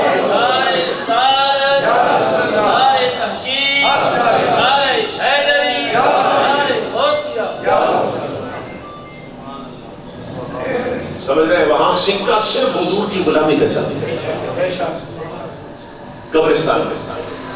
اس لیے میری ماں بہنوں بیٹیوں وہ مرحلہ سب کو پیش آنے والا ہے، لیکن ہماری ماں بہنیں بیٹیاں کتنی ہیں جنہوں نے قبر اور قیامت کی تیاری کر رکھی ہے۔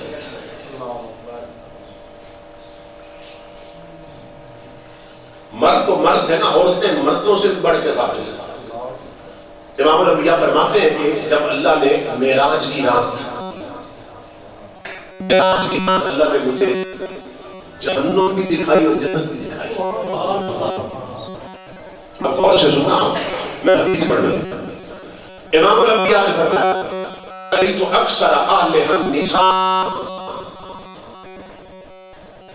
اور ایک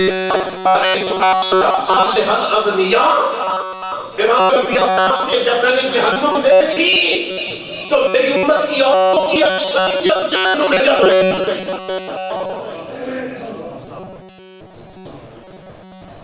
عورتوں کے کان کھولنے کے لیے ایک حدیث بھی کافی تھی. یہ آقا نے مان دیا میں اپنی امت کی عورتوں کی اکثریت جہنم میں جل رہی. لیکن عورتوں کی آنکھ نہیں. اور دوسری حدیث میں تو اکثر آلہ الاغنیاء عورتوں کی بھی اکثریت دیکھی اور امت کے امیروں کی اکثریت جہنم میں جل رہی. کیونکہ جن گھروں میں دولت آتی ہے ان گھروں سے دین نکلتا ہے. اس پر میں مثال دے رہا ہوں ایمان سے کرنا ہے کہ آج جتنے پیسے اچھے مکان اچھی اور سہولتیں ہمارے پاس ہیں ہمارے دادا اور نانا کے پاس تھی نہیں تھی. دادیوں نانیوں کے پاس ایسے کپڑے تھے جو آج ہمارے پاس ہیں. یہ ماں بہنوں بیٹھنے کو بتا رہا. لیکن اب اس کے اپوزٹ اس کے برعکس بتائیں کہ جتنی غیرت شرم حیا اور دین ان کے پاس تھا اتنا آج ہمارے پاس ہے. تو پھر کیا سبب ہے کہ گھروں میں دولت بڑھتی گئی تو دین گھٹتا کیوں گیا؟ پیسہ آتا رہا رسول کا دین نکلتا رہا گھر سے اور دین کمزور کیوں ہوتا رہا؟ تو امام الانبیاء فرماتے ہیں کہ میری امت عورتوں کی اکثریت دوزخ میں جل رہی تھی اور میری امت کے امیروں کی اکثریت جہنم میں جل رہی تھی. معراج کی رات میں جناب نے مجھے دکھایا. اور سنیے آقا فرماتے ہیں جب میں نے جنت دیکھی تو حضور فرماتے ہیں اکثر اہل الجنت بلہن. آج ہمارے ہاں جو بندہ سادہ ہو نا 5 وقت کا نمازی ہو داڑھی رکھی ہو یا عورت اگر سادہ سے کپڑے پہنے اسلام کے مطابق کھلے کھلے کپڑے پہنے اور پردے میں رہتی ہوں اور زیادہ میک اپ نہ کرے اور بے پردہ بازاروں میں نہ گائے اور شادی پہ ویڈیو اور فلم نہ بنوائے تو عورتیں اس کا مذاق اڑاتی ہیں. یہ اللہ میاں کی گائے ہے, یہ سائیں ہے, یہ ہمارے ہاں یہ مست پیدا ہوگی, مستوار ہے کوئی, نہ اسے کپڑوں کا ڈھنگ ہے نہ اسے میک اپ کا طریقہ آتا ہے. اور اسی طرح کوئی زلفیں رکھ لے, داڑھی رکھ لے, 5 وقت مسجد میں ہو, کہتے ہیں ہمارے گھر میں یہ کوئی صوفی پیدا ہو گیا, یہ کوئی مولوی پیدا ہو گیا ہمارے خاندان کا, یہ تو سائیں سا ہے, سادہ سا ہے, یہ تو بھولا سا, اسے تو دنیا کی ہوا نہیں لگی, اس کو تو ٹچ موبائل کے طریقے نہیں معلوم.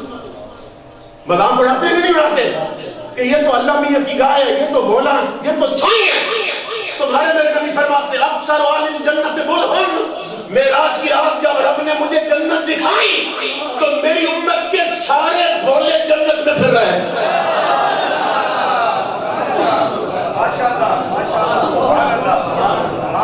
کوئی چلان جنت میں نہیں, کوئی تیرا جنت میں نہیں, کوئی قیامت جنت میں نہیں, سمجھ رہے, کوئی زیادہ اپنے صحیح ہوشیار جاننے والا جنت میں نہیں تھا. لوگ جنہیں سائیں اور بولا کہتے وہ سب بولے جنت میں پھر رہے تھے. میں نے جب یہ حدیث پاک پڑھی نا, کتاب میں نے رکھ دی, اسی وقت میں نے ہاتھ میں نے کہا مولا مجھے اور ہماری ساری نسلوں کو بولا بنا تھا, ہمیں دنیا کی ہوا بھی نہ لگے مولا, ہمیں وہ عقل نہیں چاہیے جو عقل جہنم میں لے جا.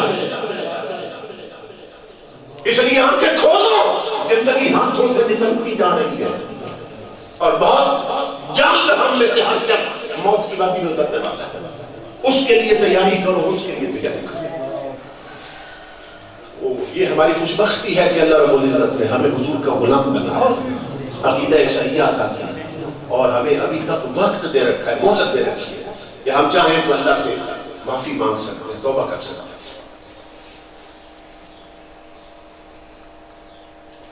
اب میں ایک ایسا واقعہ سنانا چاہتا ہوں کہ میرے عزیز بھائی محترم تنویر صاحب مجھے بتا رہے ہیں کہ ان کے والد گرامی اور یہ مل کر نہ جب میری وہ سی ڈی چلاتے, کیسٹ چلاتے خطاب کی, اس میں یہ واقعہ بھائی کہتے ہیں کہ ہزاروں بار انہوں نے سنا, बार बार इस वाक़या को सुनते थे और फिर रोने लग जाते थे। तो वो चाहते थे कि वो वाक़या ज़रूर सुनाया ताकि जब सवाब पहुंचे ना उनकी रूह इस वाक़ये का भी सवाब पहुंचे। आज खबर में इंशाअल्लाह उनकी ईद होगी। ये हदीस है, ये जो मैं ईद की बात कर रहा हूँ ये हदीस है। इमाम अल-अंबिया के गुलाम, तो ये सब करम हुजूर के वसीले से होगा। अलैहिस्सलाम को अल्लाह ने ये सारी अज़मतें अता की है और वाहिद नबी है तमाम अंबिया में हमारे नबी कि जो अपने उम्मती की खबर लेने कब्र तक पहुंच जाते। अल्लाह ने ऐसी ऐसी शान हुजूर बता दी। तो अलैहिस्सलाम हालत सफर में थे, 1400 सहाबा साथ थे और पानी खत्म हो गया, किसी के पास पानी नहीं था और अरब के सहरा और अरब की गर्मी और अरब की प्यास। असहाबे रसूल ने अर्ज़ किया, या रसूल अल्लाह, अत्शन शदीद या रसूल अल्लाह, जानवर प्यासे हो गए, इंसान प्यासे हो गए, आका करम फरमाइए। इमाम अल-अंबिया ने फरमाया ये जो पहाड़ है ना, पहाड़ इसके पार एक काले रंग का हबशी गुलाम जा रहा, उसने अपनी सवारी पे नमश्की से ला दे, जाओ उसे पकड़ के लाओ। असहाबे रसूल चल पड़े। अब यहां से उनका अकीदा मालूम होता है। हमारा तो अकीदा आज ये बन गया बाद बदनसीबों का कि नबी को दीवार के पीछे की खबर नहीं। अगर सहाबा का भी अकीदा होता अर्ज कर सकते थे, या रसूल अल्लाह आपको दीवार के पीछे की खबर नहीं, पहाड़ के पीछे की कैसे हो गए? पहले ही प्यास से जाम निकल रही है, अब पहाड़ी चढ़ेंगे तो और प्यास लग जाएगी, अगर ना हुआ तो फिर क्या बनेगा?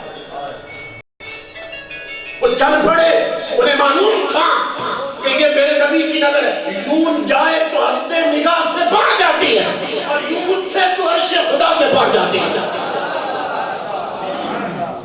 पैगंबर इस्लाम की निगाह कोई शय इसके लिए रुकावट नहीं बनती।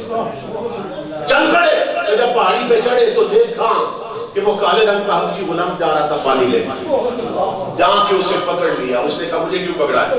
कहा हमारे आका तुम्हें जाता है। उसने कहा मेरे आका ने मुझे पानी के लिए भेजा हुआ था और मेरा आका मेरा इंतजार कर रहा था। वो गुलाम था। उन्होंने कहा हमारे आका का हुक्म है तुम्हें वहां ले चलना है। उसने कहा अगर देर हो गई तो मेरा आका नाराज हो जाए। उन्होंने कहा तेरा तो सिर्फ आका नाराज होगा और हमारा वो आका है, अगर वो रूठा तो खुदा नाराज हो जाए, इसलिए हमारा नुकसान ज्यादा है तुमसे। आओ साथ पकड़ के उसे ले पहाड़ी पर चढ़े, लेके आ रहे थे। इमाम अल-अंबिया असहाबे रसूल 1400 से आता है। अलैहिस्सलाम इंतजार में जब वो करीब उतरता आ रहा था तो वो चेहरे की चमक देख के हैरान हो रहा था कि ये सूरज तो नहीं जमीन पे उतरा है, ये क्या है कि जिसकी तरफ मुझे ले जा रहा है। इमाम अल-अंबिया के गुलामों मुअर्रिखीन ने तो ये लिखा है कि वो पहाड़ी उतर रहा था, बुलंदी से न नीचे आ रहा था, लेकिन मैं कहता हूं नहीं, वो ऊपर जा रहा था। वो नीचे नहीं आ रहा था, वो ऊपर जा रहा है। क्यों? कि उसका हर कदम उसे रसूल के करीब ला रहा था। आज ही तो वो चढ़ रहा था, जिंदगी में ऐसा कभी नहीं चढ़ा। आका के करीब पहुंचा, वो कहने लगा मुझे क्यों याद किया? इमाम अल-अंबिया ने फरमाया लश्कर प्यासा है तो हमें पानी चाहिए। उसने कहा मेरे एक दो मछली से क्या कर लेंगे, मेरा सफर आपने खोटा कर दिया, इतने लश्कर को ये दो मछली से क्या करेंगे? इमाम अल-अंबिया ने फरमाया तू अपना मशकीज़ा खोल और सिर्फ उसका मुंह रख दे मेरी ओंठ के साथ। उसने गले में मशकीज़ा डाला और उसने ना अलैहिस्सलाम की ओंठ में चुल्लू में पानी डाल दिया। वो इधर देख रहा है हुजूर के हाथों की तरफ और जो कि उधर देखता है चेहरे की तरफ। सुभान अल्लाह। हैरान हो रहा है, जिंदगी में ऐसा हुस्न मैंने कभी नहीं देखा। इधर आकर के चेहरे को देख रहा है। इमाम अल-अंबिया ने फरमाया पानी शुरू करो, मेरे हाथों में डालो और सहाबा को फरमाया तुम पानी पीते जाओ جب پی چکو تو اپنے مشکیزیں بھرتے جاؤ، جب بھر چکو تو جانوروں کو پلاتے جاؤ۔ وہ حیران ہو رہا ہے امام الانبیاء کے غلاموں، اس جواب نے دیکھا حدیث پاک میں ہے یفور الماء بین اصابع کامثال العیون۔ وہ حیران ہو گیا کہ مشکیزے سے تو چند قطرے نکل رہے ہیں اور مصطفیٰ کی انگلیوں کی ہر دائی سے چشمے جاری ہو چکے ہیں۔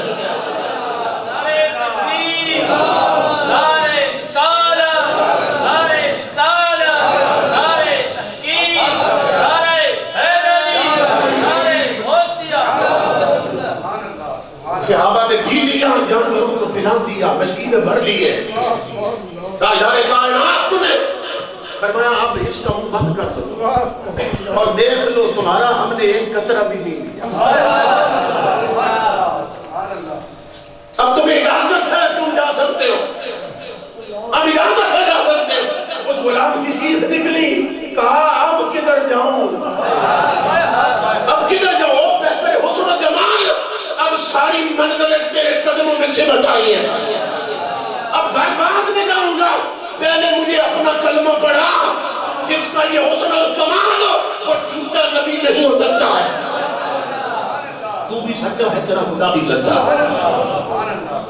تاجدار انبیاء نے اس کے چہرے اقدس پہ ہاتھ پہ رکھا، میں تیری مہربانی، تو نے تھوڑی تکلیف اٹھائی ہے، جاؤ۔ وہ کلمہ پڑھتا وہ نہ پلٹ پلٹ کے حضور کو دیکھتا، اور جب گھر پہنچا مختصر کر رہا ہوں، گھر پہنچا دستک دی تو انتظار میں تھا، اس نے بڑی دیر لگا دی، اس کے باقی لوگوں بھی انتظار میں تھی، اب کدھر گیا وہ؟ دیکھا سواری ہوئی ہے، سوار بدلا ہوا ہے، پانی بھی رکھا ہے، سوار کوئی اور ہے۔ وہ کہتے ہیں بھی سواری تیری ہے، مشکیزیں تیرے ہیں، لیکن لگتا ہے کہ غلام کو اس نے مار دیا۔ ان کا کیسے؟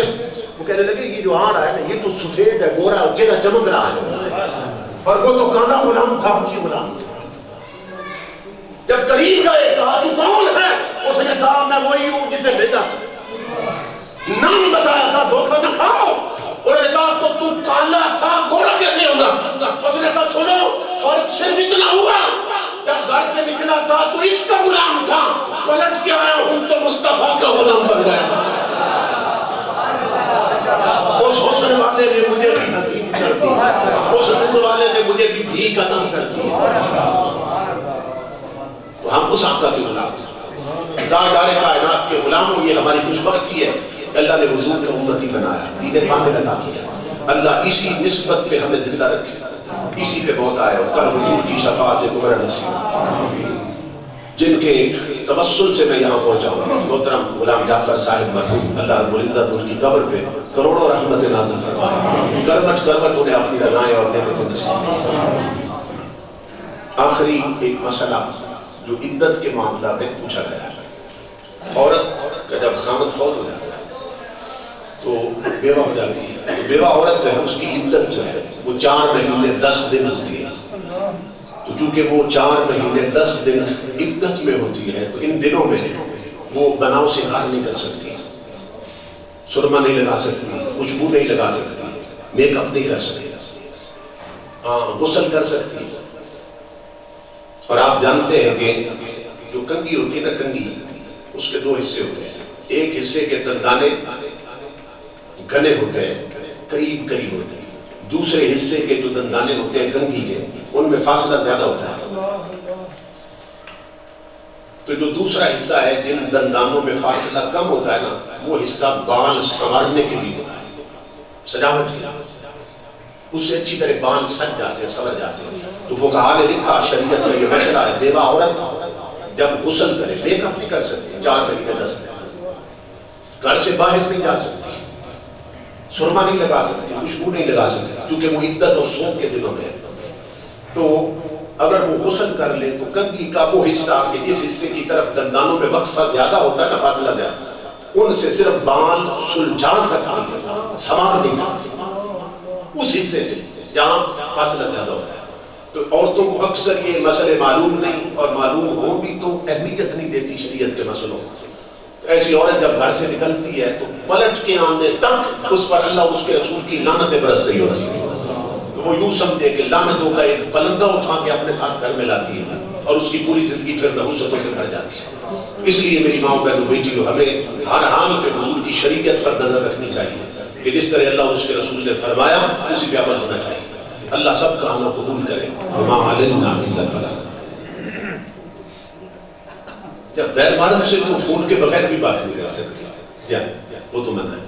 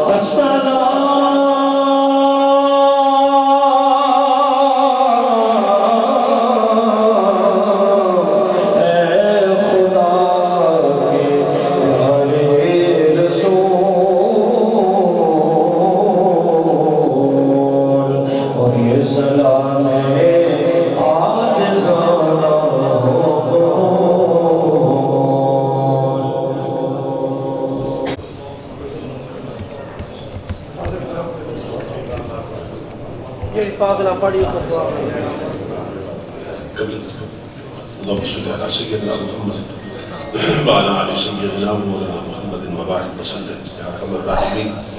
آج کی اس پاکیزہ مجلس میں افضل سے آخر تک جو اعمال صالحہ سر انجام دیے ہیں, جتنا بھی کلام پاک پڑھا گیا سب کا ثواب نبی اکرم صلی اللہ تعالیٰ علیہ وسلم کی بارگاہ میں پیش کرتے قبول فرما.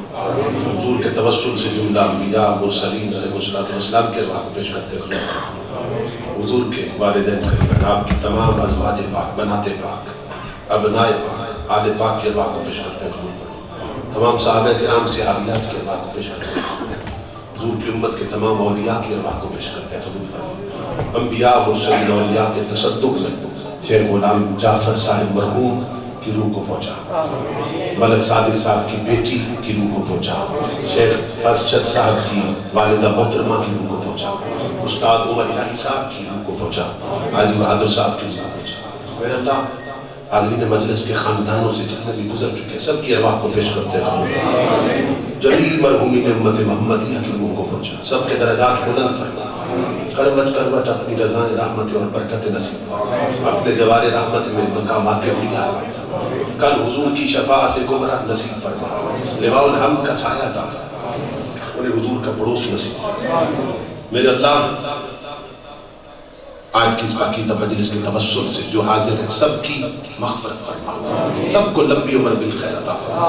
دو جہان کی عزتیں, برکتیں, نعمتیں, عظمتیں, سعادتیں اور آسانی نصیب فرما.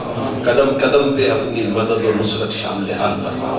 تمام بیماروں کو صحت عطا فرما, سب کو لمبی عمر بالخیر عطا فرما. ایمان کامل پہ موت عطا فرما. موت, قبر, قیامت اور جہنم کے ہر عذاب اور اذیت سے محفوظ فرما. ہماری پیشانیوں کو لذت سجدہ عطا فرما. ہمیں ذوق بندگی عطا فرما. ہماری ماں بہنوں بیٹیوں کو شرم و حیا عطا فرما. ہمارے جوانوں کو دینی غیرت عطا فرما. قرآن پڑھ کر سمجھ کر عمل کی توفیق عطا فرما. معاشرہ کی تمام خرابیاں دور فرما. امت مسلمہ کی عظمت رفتہ کو بحال فرما.